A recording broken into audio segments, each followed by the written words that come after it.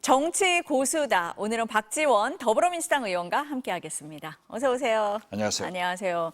고수가 나오셨으니까 인물평은 고수한테 들어야 될 것 같습니다. 그래서 조국 전 대표 얘기부터 여쭤보겠습니다. 다 끝난 일 아니에요? 아니 뭐 이미 사면 복권은 다 됐고 지금 복당 신청했고 그리고 개인 유튜브 방송도 하고 정해진 수순을 가고 있는 거예요. 뭐 내년에 출마하겠다라고까지 얘기를 했는데 이 그냥 수순대로 가는 겁니까? 일각에서는 저는 그렇게 봐요. 너무 조국 전 네. 대표가 네. 내년에 선거 있는데 출마 안 하면 뭐 하겠어요? 그냥 당연히 할 수 있는 얘기다. 저는 당연히 한다고 봐요. 일각에서 뭐 너무 서두르는 거 아닌가? 기자회견 내용도 너무 감정적이다 이렇게 참새들이 하는 소리고 조국 대표가 전에는 서울법대 교수였지만 지금은 정치인이에요. 사면 복권됐으면 본업으로 와야죠. 정치한다는데 뭐가 속도가 필요해요. 빨리빨리 하는 거지. 그 너무 당연한 얘기다. 그러면은 나오면 당선됩니까? 그건 알아봐야죠. 어떻게 하면 해봐야죠. 어떤 경우일 수가 있다고 그러한 보세요? 당선을 네. 위해서 저는 민주당과 개혁혁신당이 통합해야 된다. 조국 혁신당이. 조국 혁신당이 그렇지 않으면은 어렵다. 저는 그렇게 봐요. 그러니까 의원님 보시기에는 조국 전 대표가 출마를 하더라도 민주당과 합당하지 않고 조국 혁신당 이름으로 나와서는 승산이 없다 이렇게 보시는 겁니까? 저는 그렇게 봅니다. 왜냐하면 민주당도 결코 공석으로 안 할 수는 없거든요. 공천을 안 할 수는 없죠. 그렇죠. 예.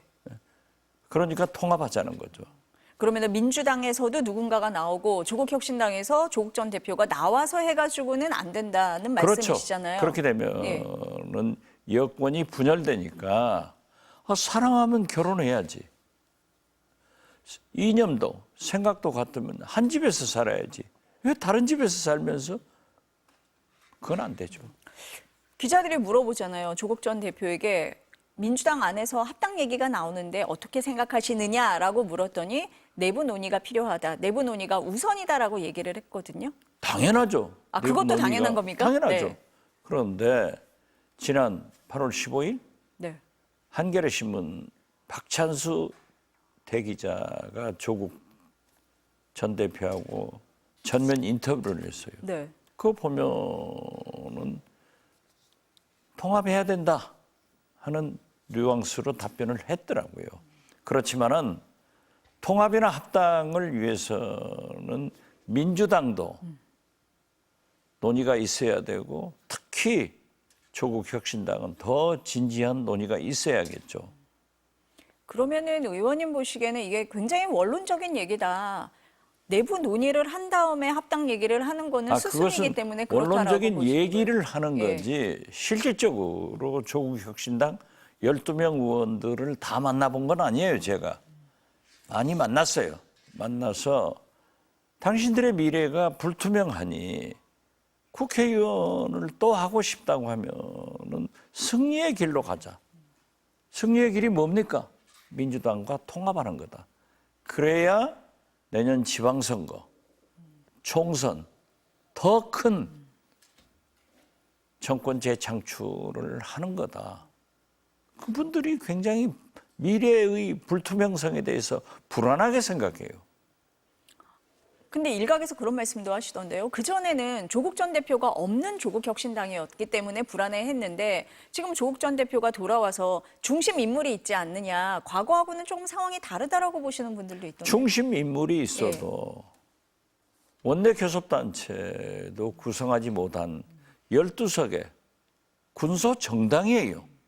그러니까 혹자들 그 내부에서도 내년 지방선거에서 호남에서 민주당과 의미 있는 경쟁을 해보자. 경쟁하래죠. 작년도에 전라남도에 3개 기초단체장 재보궐선거가 있었잖아요. 여기에서 2대1, 즉 조국 혁신당이 담양군소가 됐어요. 그거 가지고 뭐 해요? 그러면 호남에서 산술적으로 3대1, 아니 2대1로 의석 차지한다고 해서 뭐가 필요 있어요? 결국 총선과 대통령 선거에 이기기 위해서는 통합이 필요하다 하는 것을 얘기하고 사실 민주당으로서는 급하게 생각 안 해요. 그러니까 제가 조국 전 대표의 사면을 맨 먼저 얘기했을 때도 문매를 맞았고 지금도 통합 주장을 하니까 당신이 조국 혁신당으로 가라. 그런 비난받고 있습니다. 그렇지만은 궁극적 목적은 우리 여권, 민주진보 세력이 단합해서 선거에 승리하자. 더 큰 것은 정권 재창출해야 된다. 저는 그걸 얘기하는 거예요. 어쨌든 미래까지 봤을 때는 합당을 해야 더 성공의 길이 넓어지는 거고 그래서 그 수순으로 갈 수밖에 없다라고 보시는 그렇죠. 겁니다. 그리고 네. 조국 혁신당도 저하고도 굉장히 가까운 존경하는데 정의당 폄훼할 생각 없어요. 심상정 대표가 얼마나 훌륭한 진보 정치인이었어요. 민주당과 함께 통합공천할 때는 자기들도 살아남았어요. 단독으로 민주당하고 척자 가지고 나가서 원내의석 한 석도 없잖아요. 군소정당은 조국 혁신당은 잘못하면은 내 말 안 들으면은 정의당 된다. 저는 그렇게 봐요. 조국 전 대표도 그런 얘기를 했어요. 이재명 정부의 성공에 힘을 보태겠다 이런 얘기를 했습니다. 근데 지금 의원님이 조국 전 대표 사면을 말씀을 하셨는데 최근에 국정 지지율 떨어진 원인 중에 하나가 조국 전 대표 사면에 대한 논란 아니냐라는 시각도 있습니다. 그런 시각이 있죠. 네. 근데 조국 전 대표는 뭐라고 얘기하냐면 그거 잘못된 해석이다. 내가 줄 수 있는 나쁜 영향은 n분의 1이다. 이렇게 얘기를 아니 해서 n분의 1도 네. 영향 준 건 사실 아니에요. 그리고 조국 대표도 그런 말씀했잖아요. 2030 세대들한테 내가 사과한다고 해서 돌아오겠느냐. 정치인들이 그래도 설득하고 사과할 것은 사과하고 반성하면서 가야지 그대로 버리는 건 아니에요. 그러니까 이재명 대통령이나 민주당의 지지도가 약간 떨어졌다. n분의 1 책임이라도 있는 것 아니에요. 그래서 저는 지지도 하락에 대해서 물어서 내 잘못이다. 나도 기여를 했다. 그렇지만은 다시 이재명 대통령 선거 전으로 돌아가서 열심히 하겠다. 그렇게 주장하는 거예요. 그럼 조국 전 대표도 좀 사과의 입장을 좀 가져야 된다. 그것은 그분이 네. 할 얘기고 뭐 제가 사과해라 이런 것까지는 좋은 사이에 알아서 하셔야지. 저는 해야 된다고 생각해요. 어쨌든 지금 지지율 하락의 원인 중에 하나다라고는 보시는 거네요. 그렇죠. 의원님도. 네, 그런 그것을 상황이다. 국민들이 얘기하고 있잖아요. 그것을 아니라고 할 필요는 없어요. 실제로 나타났고. 그럼 조국 전 대표도 그런 데에 대한 인식은 좀 가져야 된다라고 아니 말씀을. 가지고 있는 거 있기 네. 때문에 n분의 1이다 이렇게 말씀했죠. 아까 2030 얘기를 하셨잖아요. 2030 네. 얘기는 돌아오겠느냐 하지만은 정치는 돌아오도록 김대중 대통령도 국민의 손을 잡고 반보 앞에 서서 가라. 만약 국민이 따라오지 않을 때는 손을 놓지 말고 멈춰서서 설득해라 했잖아요. 2030 세대들이 그렇게 생각한다고 하면은 저 같으면 조국 대표가 솔직하게 사과하고 그분들을 설득하는 것이 정치인의 자세다. 저는 그렇게 생각한다 이거예요. 김종인 전 국민의힘 비대위원장은 조국 전 대표의 궁극적인 목표는 대통령이다 이렇게 얘기를 했더라고요. 유력 대권 주자로 많이 보기도 합니다. 의원님은 어떻게 평가하세요? 저도 그렇게 봐요. 그러니까 그러한 목적 달성을 위해서도 민주당으로 들어와서 크게 경선을 해보는 거죠. 경쟁을 해보는 거지. 12석 가지고는 이순신 장군은 승리할 수 있지만은 안 돼요, 대통령. 의원님 말씀을 들으면 뭐 들어올 수도 있겠는데요. 조금 지켜보도록 그건 하겠습니다. 그분이 결정할 문제고 네, 네. 저 민주당에 얼마나 대권을 꿈꾸는 소위 김종인 대표대로 비열의 순간을 기다리는 노력하는 사람들이 많아요. 같이 들어와서 경쟁하고 부딪혀봐라 이거죠. 그래야 흥행도 되는 거예요. 더 큰 물에 와서 정치를 그렇죠. 하라 이런 말씀이시네요. 또 다른 인물 한덕수 전 총리 얘기해 볼까요? 오늘 새벽까지 그건 16시. 구속돼요. 구속돼요. 그 여쭤보기도 물을 전에. 필요도 없어요. 네. 거기는 네. 우선 헌법재판소에서 기각할 때까지는 사실이 안 나타났어요. 본인이 거짓말을 했어요. 그러지만은 개입한 게 CCTV로 다 증거가 나와 있잖아요. 진술이 나와 있잖아요. 내란 부두목이에요. 아무리 저하고 친구이고 가깝지만은 내란 세력을 옹호할 수는 없잖아요. 헌재에서 탄핵 기각 나올 때와 지금은 다르다. 완전히 다르죠. 예. 많은 증거가 나왔기 때문에 어쩔 수 없이 구속까지 갈 수밖에 저는 없는 그렇게 그런 봐요. 상황이다. 이렇게 보시는 거네요. 앞서서 저희가 이 코너 전에 얘기를 많이 나눴던 것 중에 하나가 그 건진법사 집에서 나온 한국은행 관봉권. 검찰에서 띠지하고 스티커 다 잃어버렸다는 거잖아요. 어떻게 보세요? 제가 예.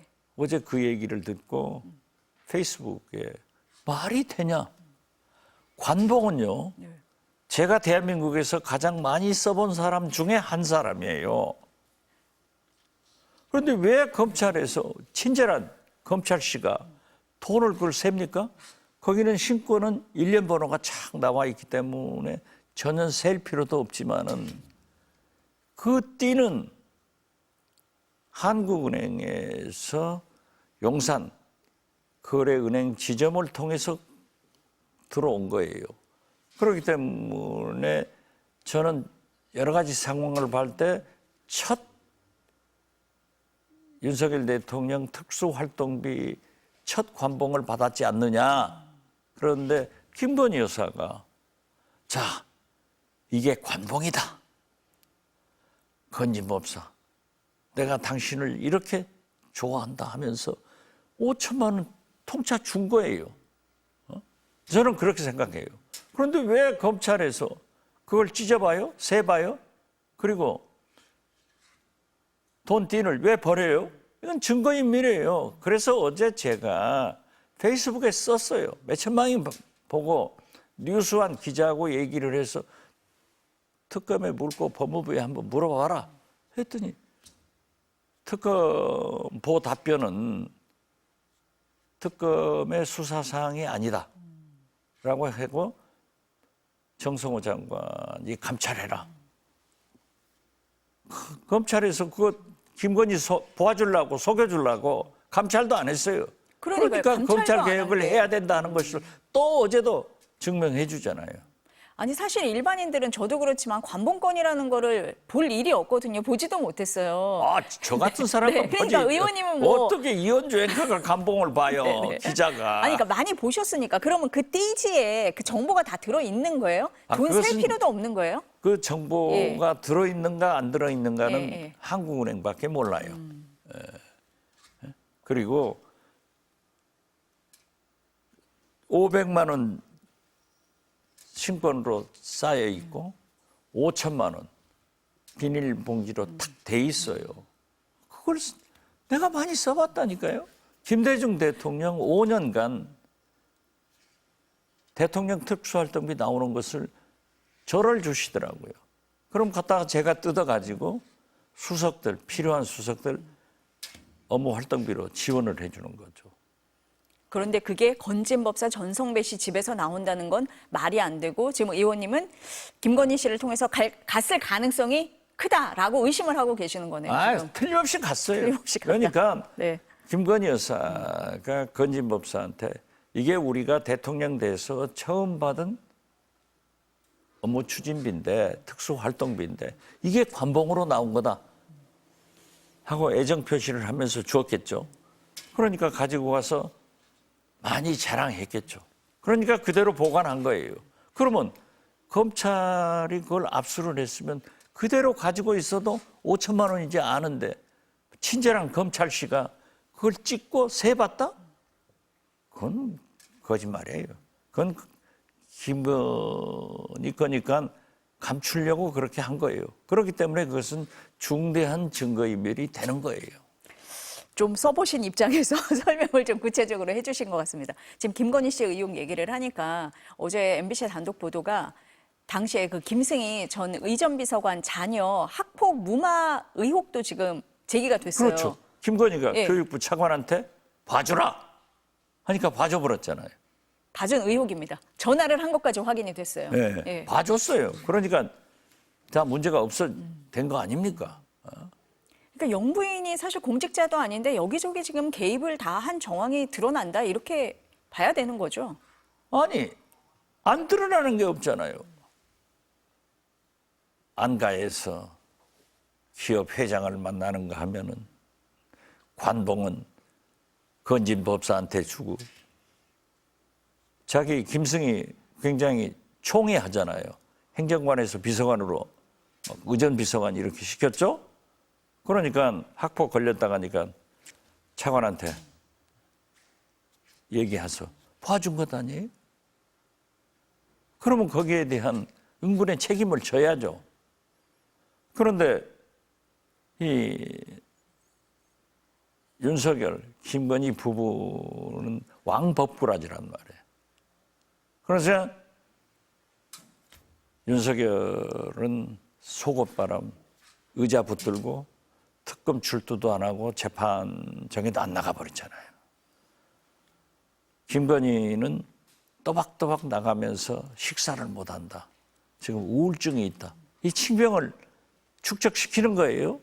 그래서 제가 볼 때는 윤석열, 김건희 부부 이 왕박부라지들은 6개월을 넘겨서 구속만기로 나올 것을 기대하고 지금 작전을 벌이고 있다. 절대 여기에 우리가 선거가 넘어가지 않습니다. 그러니까 민주당은 국회에서 특검법을 개정해서 매일 나오는 새로운 수사 범위가 나오잖아요. 수사 범위와 특검 활동 기한을 연장해서 아예 그 생각을 못하도록 대위를 하자. 저는 그렇게 주장을 하고 그렇게 할 겁니다. 지금 의원님 말씀을 하실 때 그 윤 전 대통령 속옷 저항 말씀을 하셨는데 당시에 그 체포영장 집행 당시 영상 있잖아요. 서울구치소 네. 영상을 법사위에서 지금 의결을 해서 받으려고 하잖아요. 받으면 네. 공개까지 가는 겁니까? 받으면 공개해야죠. 국회의원들이 받으면은 가만 놔둬도 공개해요. 우리 네. 법사위가 아직 안 열리고 있는데요. 내일 본회의가 열리면은 이제 다음 주에는 뭐 주요 법안 통과시키니까 필리버스터에서 조금 딜레이 될 거예요. 그렇지만 법사위는 곧 열리면은 내놓으라고 해야죠. 교정본부에 내놓으면은 저도 들어올 거예요. 그럼 제가 MBC 갖다 드릴게요. 마지막 질문이 될 것 같은데 그 대통령 임기하고 공공기관장 임기를 일치시켜야 한다. 김병기 원내대표도 강하게 지금 얘기를 하고 있잖아요. 이 사안은 어떻게 보십니까? 미국도요. 네. 다 그렇게 동일 기간으로 딱 돼요. 그렇기 때문에 지금 보면은 네. 다 알박기 해가지고 나가니 못 나가니. 그래서 제가 김대중 대통령 비서실장을 했을 때도 제가 공공기관장들에게 사표 내라. 우리는 정권 재창출했지 않습니까? 그래도 대통령이 바뀌었다. 같은 진보 정권이어도 같은 정권이어도 그 내드리는 것이 새로운 대통령에게 일할 수 있는 기회를 만들어주는 거다. 그런데 제가 이제 대북송금 특검으로 감옥 갔잖아요. 제 말 듣고 나간 사람들은 전부 괜찮았는데 나중에 감옥으로 오는 것은 사표 안 내고 뻗친 사람들이더라고요. 이런 폐단이 있어서는 안 되죠. 그리고 윤석열이 얼마나 많은 사람을 알박기 해놨어요. 이건 나가주는 것이 본인들을 위해서도 좋고 국가를 위해서도 좋다. 저는 그렇게 봅니다. 뭐 계엄 이후에도 뭐 45명 정도가 임명됐다 이런 그렇죠. 얘기를 하는데 그게 알박기다 이렇게 보시는 알박기죠. 거네요. 네. 특히 독립기념관장 같은 사람. 저희 아버님이 독립지사인데 대한 독립을 위해서 투쟁을 했지 연합군 내에서 일한 건 아니에요. 그 연합군 덕이다? 어떻게 그런 말을 하는 사람이 독립기념관장을 해요? 이런 사람들은 빨리 나가주는 것이 좋다. 저는 그렇게 생각합니다. 정권 운영을 위해서도 이 법안은 필요하다. 이런 필요하죠. 입장이신 것 같습니다. 네, 오늘 말씀 여기까지 듣겠습니다. 감사합니다. 네, 감사합니다.